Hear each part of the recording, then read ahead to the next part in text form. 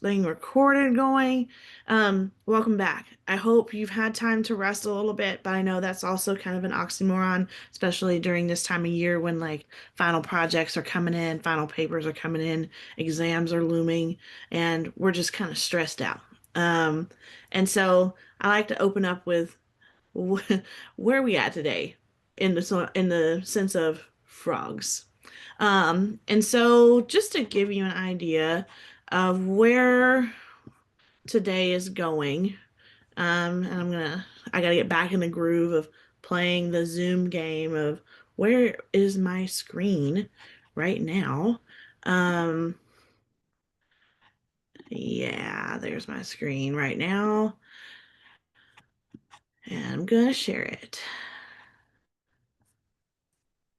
Okay, so today is all about reflection. Um, because we experienced collectively as a cohort a really big event. Some of us, it took us what we thought was going to be 8 hours, but was more like 32 hours to get back home, settled, and rested. For those of you who weren't following along with the saga of not remembering which WhatsApp group we were chatting in, my bad. The Penn State crew took 32 hours to get home. For all the reasons that air traffic is slow today.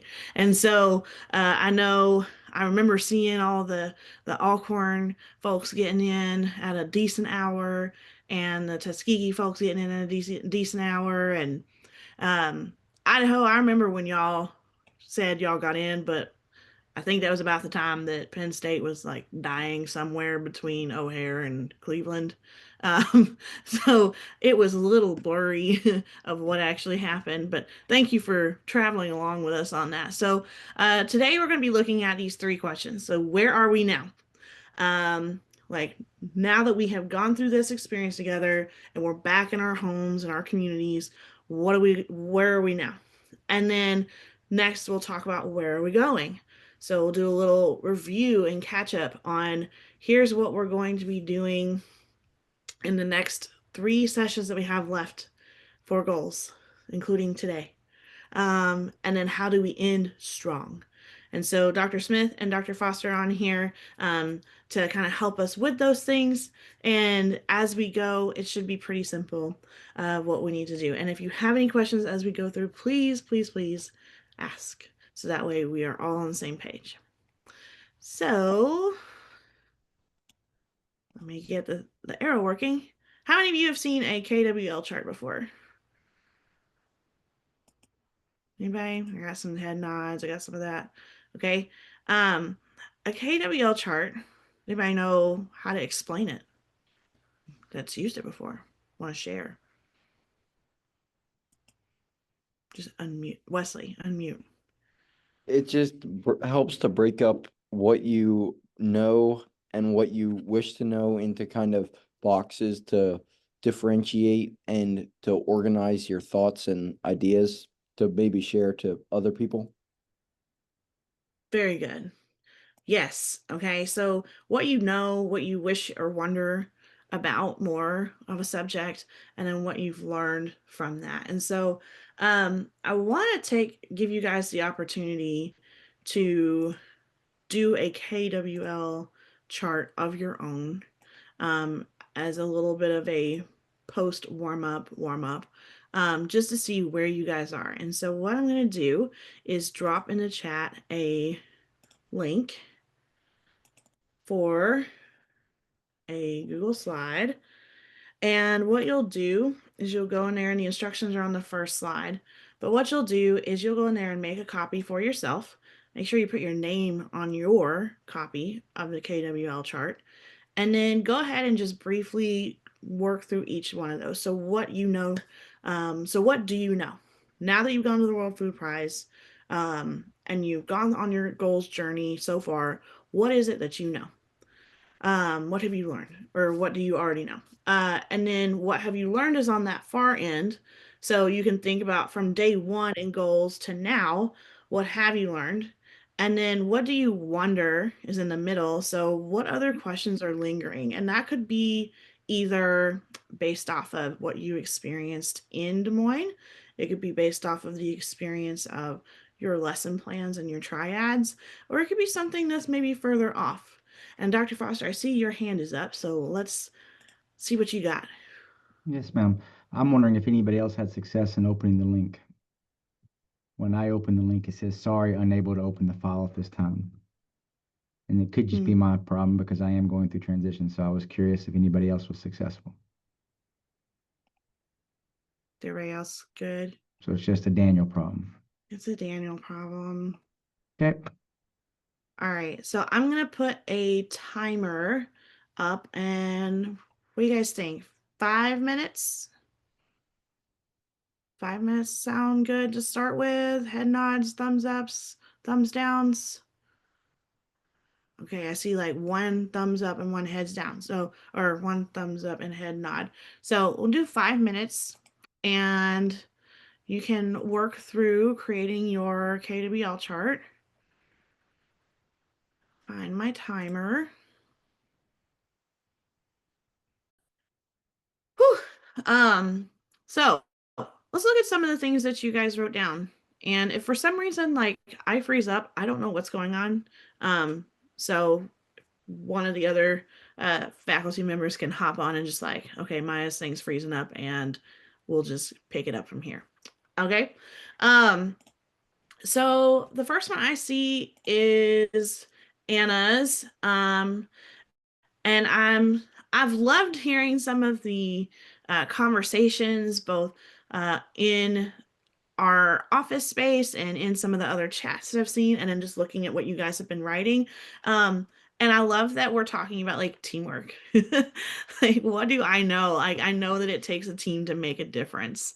And it can't we can't rely on just one single person or one single idea to make a difference and make change. And so Anna put that here, and how it creates a ripple effect of change and that has no borders.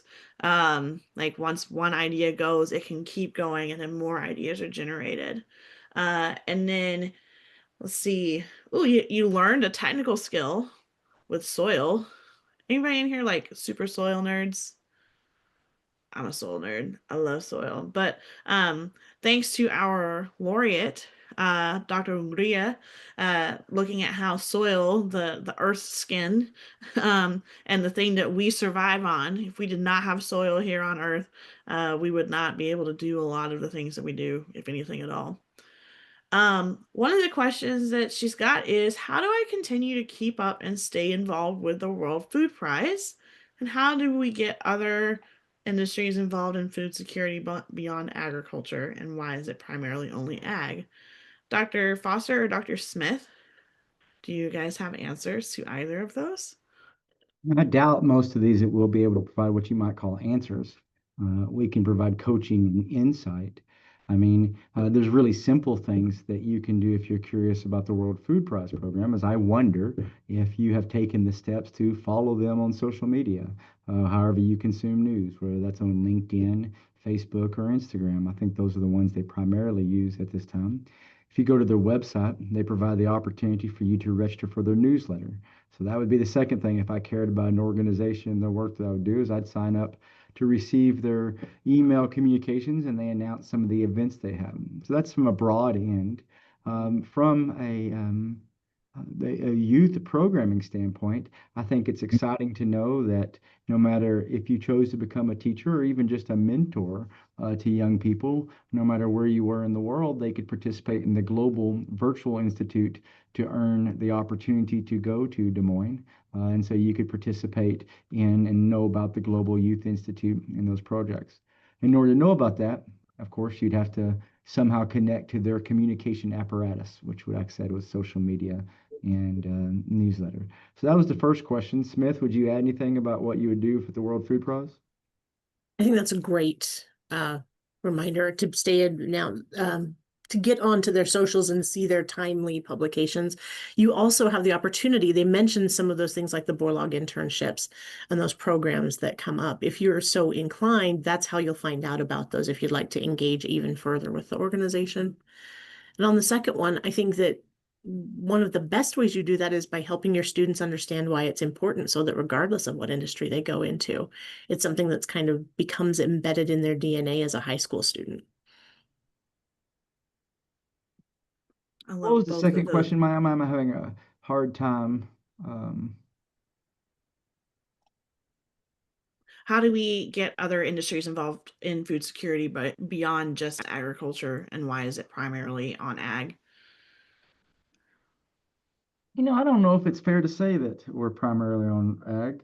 Um, I'm very nervous all of a sudden about Jonathan Wright driving down the road as he participates in the Zoom. Take care of yourself. Don't go into the ditch there, buddy. But I think that the words, and as I was scanning the KWL chart, the coaching that I would give you and the role that you have to play is the notion of remembering the concept of a coalition of the willing. I think that came up several times in our engagements across the week. The idea that it's going to take many hands to make light work or to get anything done to move the needle. And so you have to present opportunities with clarity for folks from different walks of life, different industry, and different places to plug in and engage. This is usually a superpower of what I've called the master educators I've seen in my life. And I think that educators are supremely talented at the ability to rally a community or a group around to help an issue to do good things. And so um, I think that you have a voice and an opportunity as a leader and a skill set to continue to develop by asking yourself, okay, if I want to lead a coalition of the willing, how am I articulating with clarity the opportunity to help? What are the needs? What is the call to action? And sometimes when you take something this big, you have to distill that call to action down to something that's very accessible and tangible. A call to action could be, I'd like for those who are interested in addressing food security in our community, we'd like to meet in the cafeteria on Tuesday at 7 p.m. to assess what we can do and start our first program. And from one program and one step can lead to another effort and to another effort. And I truly do believe in the idea that that collective action can make a difference, right? I mean, it's obviously hitting, and you guys are reading news. I can tell from what you're putting in there. I would push back to you about saying that folks don't care about it. I think people do care. I think sometimes people don't understand the interconnectedness of the systems, and they make a decision that perhaps is short-sighted on the implications and impact regarding food security when we look at some of those programs that exist out there at the government level or federal policy or state and local policy. But it's not just the federal government's responsibility to say what kind of community, what kind of world do we want to live in and engage. And so the idea, I mean, I've been I saw a school, I'm trying to remember the state. I suppose it doesn't matter who, I think it's Virginia. And in their elementary schools, said to any parents, anybody who wants to eat with your child, come join us for lunch 2 days a week. And opened up their cafeteria in their school as a public place for sharing and not a way to not stigmatize it. No, no, you're just eating kid lunch with your kid at school. Isn't that good? You're developing relationships, but providing avenue to provide access to food. Small program, right? And then I see evidences of ag programs and restaurants, and they're saying, hey, if you were had eligibility for SNAP and are no longer available, no questions asked. You show your card, you come to our restaurant, we give you a free plate. And I've seen that happen in a lot of places. And so I really do believe that when I say coalition of the willing, it's acknowledging that these issues are complex, but it takes individual action and charitable heart and empathetic approach, coupled with institutions and then federal policy that can support and sustain that it's going to take all of them. And so it could be easy to feel defeated and say, well, I don't write policy. No, you don't write policy yet or at this time, but you do get to say, acknowledge, name, and claim and say, I'm not going to let a student be hungry in my class or in our school. And how can we rally the troops to take care of our people in our backyard? And how can I let those people who represent me know that I care about this? And those are steps that I feel sad that sometimes I think folks don't take because they feel disenfranchised, right? I'm going to do this for my class or my program. This is what we're doing. And then I'm going to take time as an individual once a week to write a letter, make a phone call. I mean, if you care about stuff, you take action. I've never understood folks who get mad but sit around and don't do nothing about it. Like if you see something that's not right in the world, what are you going to do to help make it better? All right, that's enough preaching from Foster.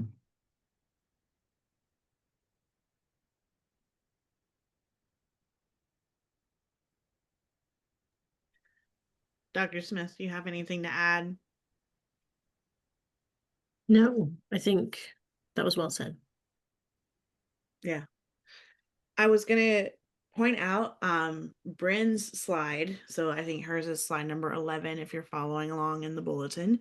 Um the and she kind of touched on some of the things that maybe Dr. Foster was pulling from what he was seeing, and I think it highlights some of the different things that a lot of you contributed in your KWL charts of specifically like what you know, that agriculture looks different everywhere and food is part of culture. We all have different, I mean, let's just by show of hands, how many of you tried something that you never had before and was like, this is actually not bad? Jonathan's got his hand up. Put your hand back on the wheel. Okay. So, um, we all tried different things and we sat at tables with different people from all over the world and had conversations, and we know that food is part of bringing people from multiple cultures together.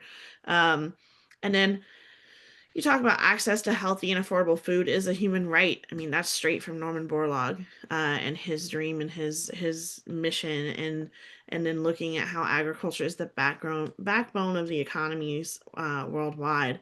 When we look at countries that are in different situations and what the food situation in Ukraine and how that affects food in Africa. And then how, you know, food right now here in the US, we have soybeans and beef are all, we have a global market, but it's starting to look a little bit different and it's changing. But it'll probably change again. That is the nature of being an agriculturalist is kind of like seasons, they change. And but the economy is part of that. Agriculture is part of that economy. Um, and then you mentioned local is better.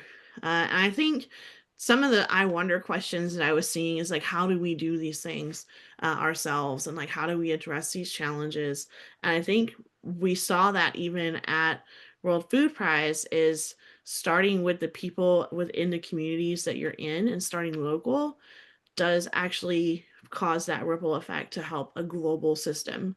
And so having access and to the community and people there and the different programs and services and systems is definitely something to consider as you figure out what do I do. Um, and then let's see, you know, how do you get people more involved? And I bet, you know, a lot of y'all would agree, like, how do you get involved? How did you get involved? Someone started probably talking to you about something. Someone shared something with you, whether it was a post on social media, whether that was they invited you to an event where you learned about something, but just continually building your education and like your access to different things and exposing yourself to different people, different ideas, and different events, especially within a community that is all together on that. Um, I know we've asked Dr. Smith and Dr. Foster, does anybody see anything that they thought really stood out that someone else maybe contributed that you want to share?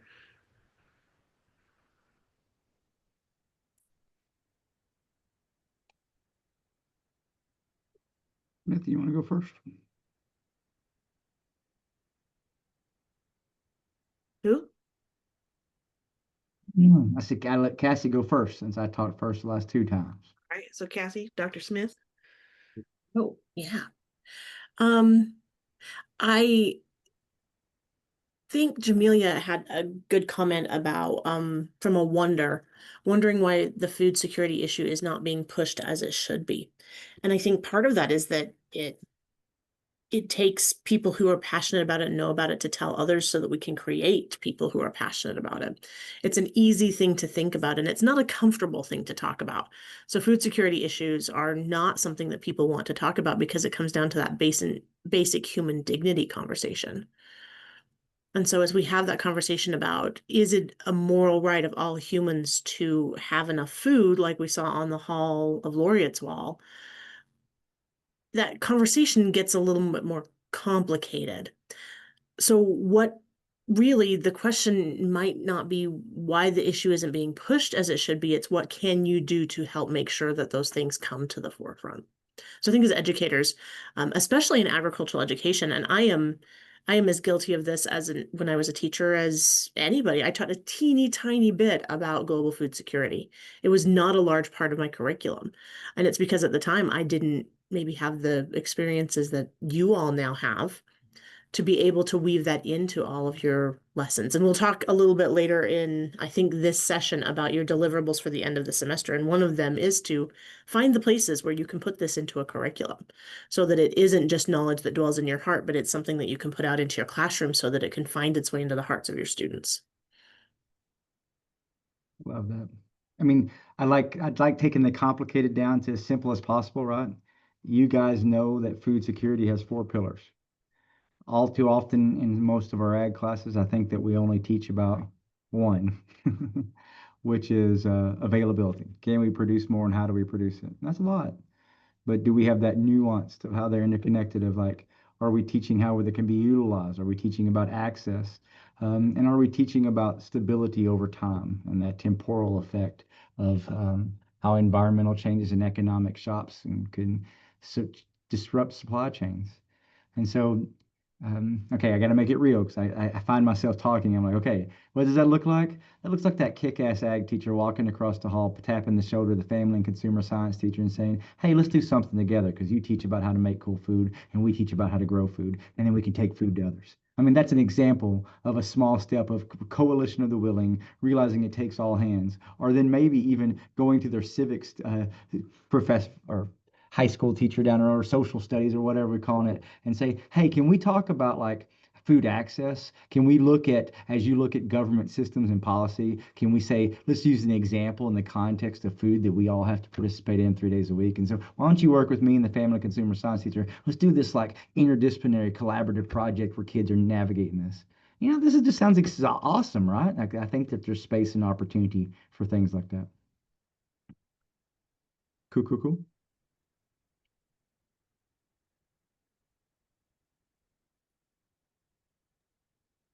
Anybody else find anything that like stuck out that some of the your peers have shared?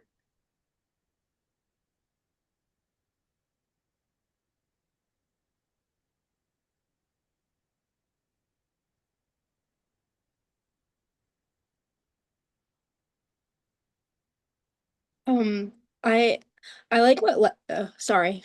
I like what Wesley said. And the what I learned. He said that normal people create big. Um, I think that that is something really important because you might feel like a normal person, but you have no idea like what you can do and what you can help to do with um providing food and just you never know your full potential.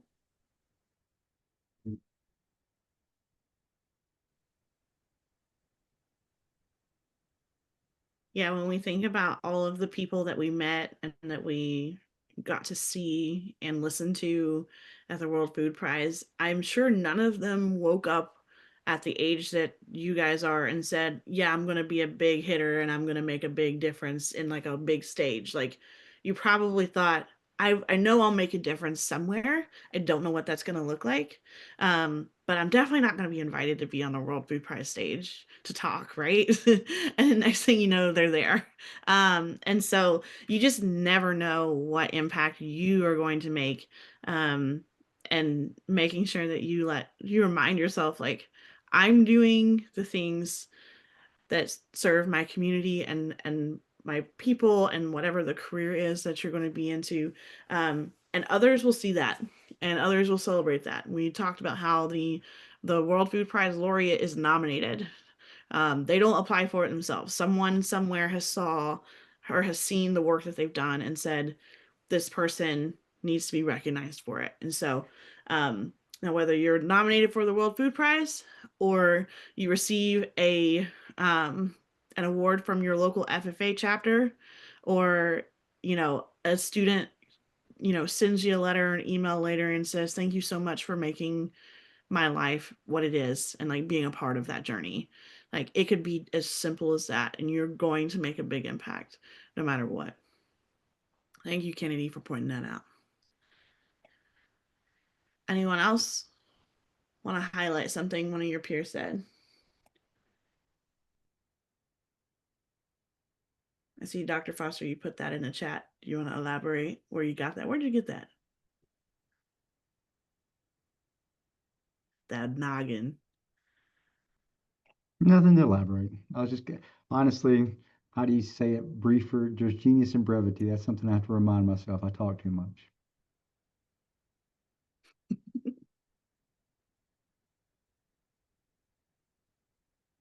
All right. Y'all are a chatty bunch today. Still not recovered from the last 2 weeks, huh? Janae's like, nope. All right. Well, and you're probably also like, this KWL chart is slowing down my laptop. Anybody else dealing with that? Yeah. Okay, we'll pop off it. Okay, so with that being said, let me find my PowerPoint again and share my screen and do all of the fun things. So when we look at where we're going, and I know Dr. Smith just popped out of here, or at least she's got her vandals thing. There, she's kind of back. Okay. Dr. Smith, you're on deck, so just be ready.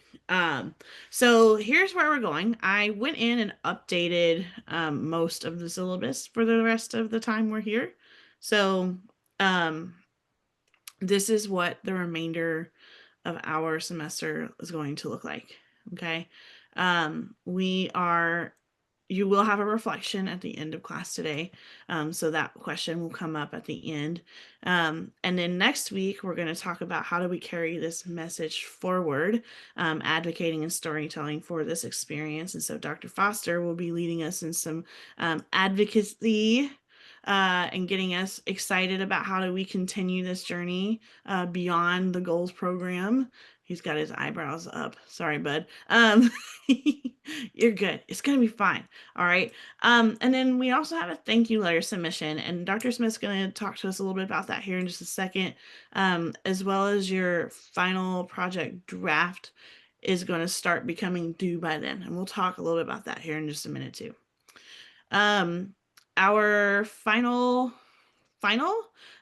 is going to be a Pechacucha celebration. Okay. And I'll talk a little bit more about that too here in just a little bit, but that's going to be the final project. So like there's really just 3 or 4 major things left that we have to do. We have 2 more reflections technically, and part of that is going to be a programmatic wrap up. So you'll be receiving a link for a survey as well as a couple of action items that you'll need to do to just wrap up our program. You'll be doing a thank you letter. And again, Dr. Smith's going to talk us through that. You'll be submitting your final lesson plan, including all of the materials. And we'll talk and just remind everyone of that as well today. And then you're going to do a final Pechacucha presentation. So that's where we're headed. Dr. Smith, are you ready to talk about the thank you letters? Awesome. Yeah, I'm totally excited to talk about thank you letters. So now that we've had this really cool experience and we've had a minute to be home and reflect about what we gained and who we might have gained that information from, it's always wonderful, especially in the month of November, which is one of my very favorite months, to talk about some gratitude that we might be able to share to those who shared pieces of themselves with us during our time in Des Moines. So the ask on this assignment is to find a human who participated in, helped, you had a connection with at the World Food Prize Borlaug Dialogues. Into the chat, I am putting a link to a Google Doc. I've populated a couple of people already onto that list. So as you go into that, I'll share my screen to see. I haven't put a ton of people onto that list, but these are the ones that we need to make sure that we don't miss. Anybody can add to this. So Dr. Foster or Maya, if you see other individuals that we need to make sure to include on this list, please feel free to add them. We have put those that were kind of the leaders of the World Food Prize Foundation experience. So that's Tom Vilsack and Michelle Hussein. You saw both of those people on stage while we were there. Also included in that World Food Prize family is that line number 7, John Wogman. We saw him kind of around. He coordinates the youth programming for the World Food Prize. One that I had on here, but it must have not copied it over is Mr. Keegan Katsky, who gave us our tour of the Hall of Laureates. So I'll add Keegan onto there. I'm gonna have to, I'll need some help on his spelling of his last name. I know there's a U there somewhere. Uh, but we'll get him a thank you as well. Our ask is that each of you selects 2 individuals. Now, if you'll notice, there's not even enough for one of you each on here. So you are tasked with finding those individuals. You had some conversations with people that were in the hallways, at tables, at meal functions, during your conversations that you had just out and about during the World Food Prize. Any of those that you presented to us should be on the list, but we want you to select those that have a personal meaning to you, because a thank you is always best when it has some sort of a personal connection to the person who writes it. So you can claim those that are on the list, but you will be responsible to write 2 thank you notes. Over there on the side, there is some tips for writing a thank you note. And Maya, are we going to break them out to have them do that? All right. So I'll let Maya kind of guide that component. But as we claim some humans, know that you're responsible for sending 2 thank yous from our fall immersion.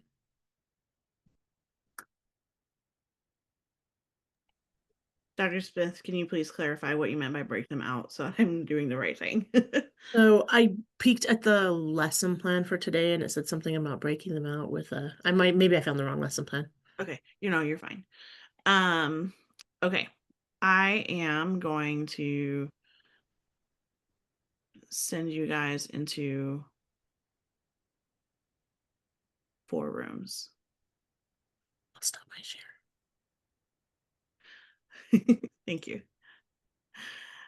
All right, so I'm gonna send you guys out into 4 rooms, and you guys can look at the list while I think we're adding some people in there at the moment, and think about how you want to write the letters, who's writing which letters, and again, we're taking time adding people, so not a problem there. I'm gonna give 6 minutes just for time. What questions do you have? So we're picking who we're going to write to. I want you guys to go into that postable link that is shared and think about how you're going to write your letters. How are and like what are you writing it on? Are you writing it on a piece of scrap notebook paper that you found in your notebook? Are you gonna find some stationery? Or are you gonna email it? What are we doing here? So discuss that in your breakout rooms. Be prepared to share when you get back, and also fill out this Google Sheet as you can. Can everybody access the Google Sheet? Make sure we can do that first.